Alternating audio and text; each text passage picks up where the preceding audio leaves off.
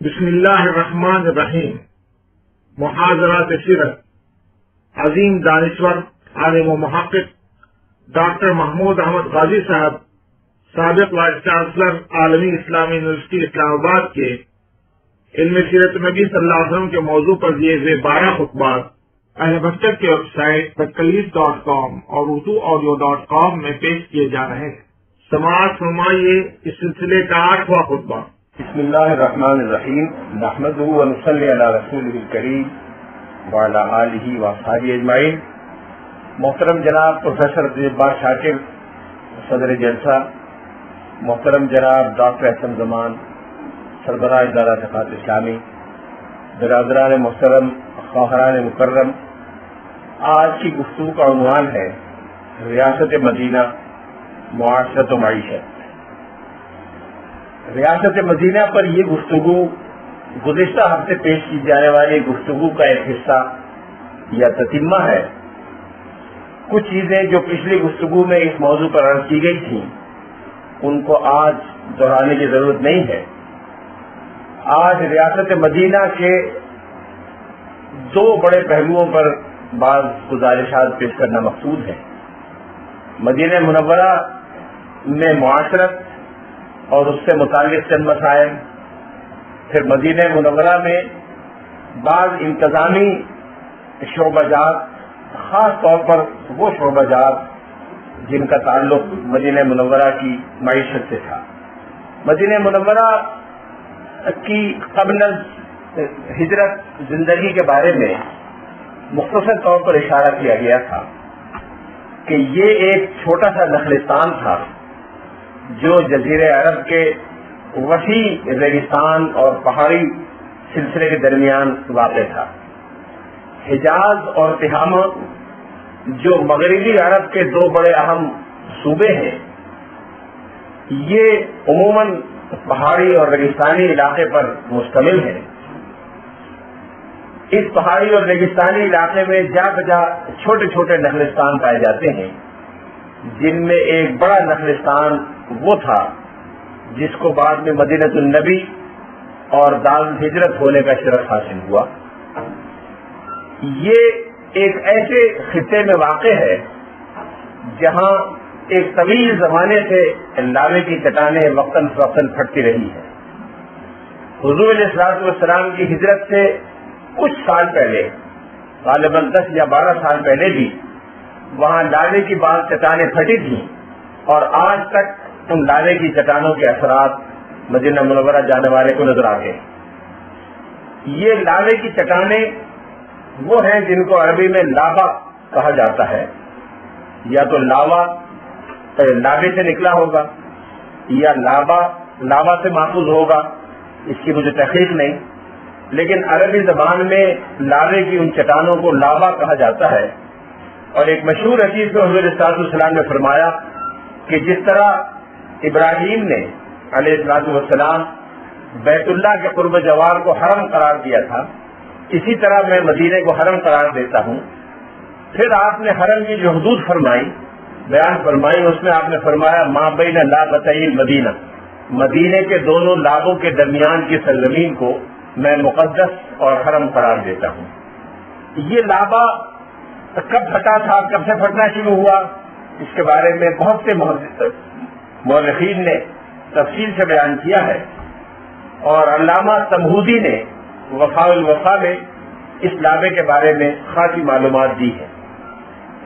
لیکن اس لابے کا ایک بڑا فائدہ یہ ہوا کہ مدینہ منورہ کے قرب جوار کی زمین کی زرخیزی میں اضافہ ہو گیا۔ زمین سے ایسے منرلز اور معدنیات اللہ تعالیٰ نے نیچے سے نکال کر مدینے کی سرزمین پر ڈال دیے، جس سے اس سرزمین کی پیداوار بہت زیادہ بڑھ گئی، اور آج تک مدینہ منورہ کی زمین عرب کی زمینوں میں زرخیزی میں ایک نمایاں اور ممتاز مقام رکھتی ہے۔ یہ علاقہ جس کے بارے میں میں نے پہلے بھی اشارہ کیا تھا، تقریباً 12 سے 14 میل طویل اور 8 سے 10 میل کے قریب چوڑائی رکھتا ہے۔ یہ علاقہ مختلف بستیوں پر مشتمل تھا، جن کی تعداد 20-22 کے قریب بتائی گئی ہے۔ اور ہر بستی میں چھوٹے چھوٹے قلعے یا گڑیاں موجود تھیں جن کا تذکرہ مدینہ منورہ کے تمام تذکرہ نویسوں نے کیا ہے، جن کی تعداد کا اندازہ 55-56 سے لے کر 72 اور 75 تک لگایا گیا ہے۔ جس مورخ نے سب سے بڑی تعداد بیان کی ہے انہوں نے 78 آفام کا یعنی 78 قلعوں کا ذکر کیا ہے۔ ان قلعوں کا اندازہ کرنا ہو تو ان میں سے بعض کے آثار اب بھی مدینہ منورہ میں موجود ہیں، خاص طور پر کعب بن اشرف یہودی کا قلعہ مدینہ منورہ سے مسجد نبوی سے تو کچھ فاصلے پر اب بھی موجود ہے، جس سے اندازہ ہو جاتا ہے کہ ان آفام کی نوعیت کیا تھی۔ یہ آفام چھوٹے اور بڑے قلعے تھے جن کے اندر قبیلے کا سربراہ بھی رہتا تھا، قبیلے کے اور ذمہ دار حضرات بھی رہتے تھے۔ بعض صورتوں میں اگر اتم بڑا ہوتا تھا تو پورا قبیلہ بھی رہتا تھا۔ اس کے باہر کی سرزمین جو اکثر و بیشتر باغات اور کھیتیوں پر مشتمل ہوتی تھی وہ اس قبیلے کی یا اتم میں رہنے والوں کی ملکیت ہوتی تھی۔ اسی اتم میں اسلحہ خانہ بھی ہوتا تھا اور ضروریات کے لیے سامان اسٹور کرنے کے مقامات بھی ہوتے تھے۔ یہ چھوٹی چھوٹی بستیاں جو اس پورے رقبے پر پھیلی ہوئی تھی، ان سب کا نام بعد میں مدینہ النبی علیہ السلام کہلایا، لیکن یہ چھوٹے چھوٹے گاؤں پر مشتمل تھی، اور ایک گاؤں کا نام ان میں یثرب بھی تھا جو مرکزی حیثیت بھی رکھتا تھا جغرافیائی اعتبار سے اور بڑا بھی تھا، اس لیے اس پورے علاقے کو بھی عام بول چال میں یثرب کہا جاتا تھا۔ عرب کے بارے میں جیسا کہ ہم سب جانتے ہیں دو طرح کے لوگ ملتے ہیں۔ عرب کی آبادی میں ایک طبقہ وہ تھا جس کو قدیم عربی ادب اور شعر و نثر میں اہل المدر کہا گیا ہے، جس کا لفظی ترجمہ ہے اینٹوں والے۔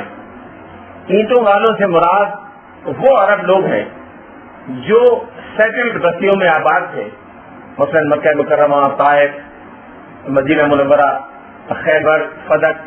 یہ لوگ اہل المدر کہلاتے تھے جو باقاعدہ بستیاں بسا کر رہتے تھے۔ ان بستیوں کے نام تھے، شہر تھے، اور وہاں تمدن کی سطح کے لحاظ سے ضروریات زندگی بھی موجود تھی۔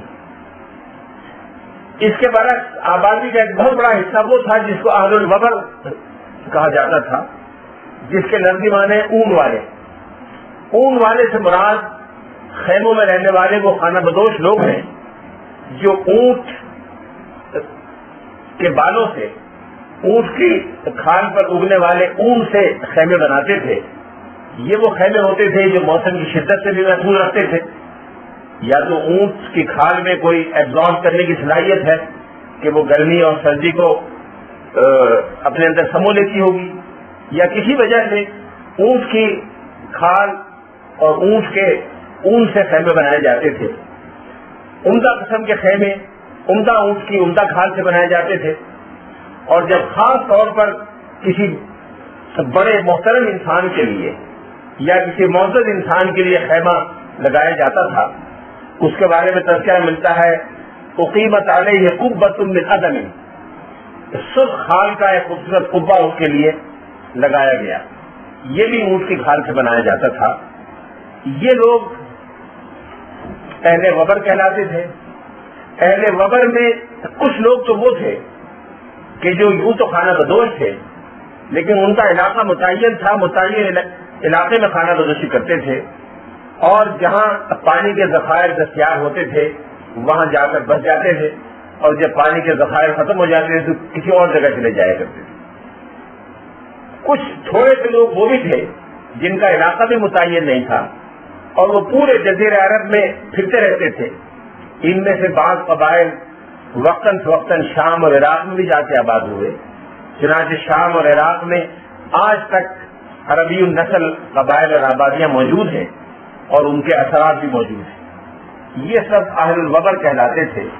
مدینہ منورہ اور مکہ مکرمہ کا شمار اہل المدر میں تھا، جہاں باقاعدہ سیٹلڈ آبادیاں تھیں، اور وہ آبادیاں کئی 100 سال سے وہاں قیام پذیر تھیں۔ عرب کے پورے معاشرے کی طرح مدینہ منورہ کا معاشرہ بھی قبائلی تھا۔ اگرچہ قبائلیت کے ساتھ ساتھ مدینہ منورہ کے معاشرے میں شہری اور تمدنی مذاہب بھی پائے جاتے تھے، قبائل اس انداز سے مل جل کر رہتے تھے کہ ان میں آپس میں شادیاں بھی ہو رہی تھی، آپس میں تعلقات اور لین دین بھی تھے، لیکن وہ الگ الگ قبیلوں کے طور پر بھی منظم اور منفرد طور پر معلوم اور متعین تھے۔ عربی زبان میں قبیلے کے علاوہ بعض اور الفاظ بھی استعمال ہوتے ہیں، لیکن چونکہ اردو میں اس کا کوئی ترجمہ نہیں ہے، اس لیے اردو مترجمین ہر لفظ کا ترجمہ قبیلہ کر دیتے ہیں، جس سے بعض اوقات سمجھنے میں دقت ہوتی ہے کہ قبیلہ اور قبیلے کے ذیلی تقسیموں میں کیا فرق ہے۔ مثال کے طور پر اردو میں قبیلہ بنی ہاشم بھی کہا جاتا ہے، قبیلہ قریش بھی کہا جاتا ہے، قبیلہ مغل بھی کہا جاتا ہے، حالانکہ یہ سب قبیلے نہیں کہلاتے تھے۔ قبیلے سے مراد وہ بڑا گروپ تھا جو عموماً 5,000 10,000 15,000 کی آبادی پر مشتمل ہوتا تھا، اور جو کسی ایک بڑے جد امجد کی اولاد میں ہونے کی وجہ سے اس کے نام سے مشہور ہوتا تھا۔ رسول اللہ صلی اللہ علیہ وسلم کے تشریف لانے تک قریش ایک قبیلے کے طور پر معلوم اور متعین تھے۔ خاص طور پر عرب کے دوسرے علاقوں کے مقابلے میں قریش کا اپنا ایک وجود، ایک الگ تشخص اور ایک الگ شناخت موجود تھی۔ یہ سب کے سب فہر ابن مالک کی اولاد میں تھے، اور فہر ابن مالک ہی کا لقب قریش بتایا جاتا ہے۔ ان کی اولاد میں ہونے کی وجہ سے یہ آپس میں مختلف ذیلی قبائل میں تقسیم ہونے کے باوجود باہر والوں کی حد تک ایک شناخت اور ایک نام رکھتے تھے۔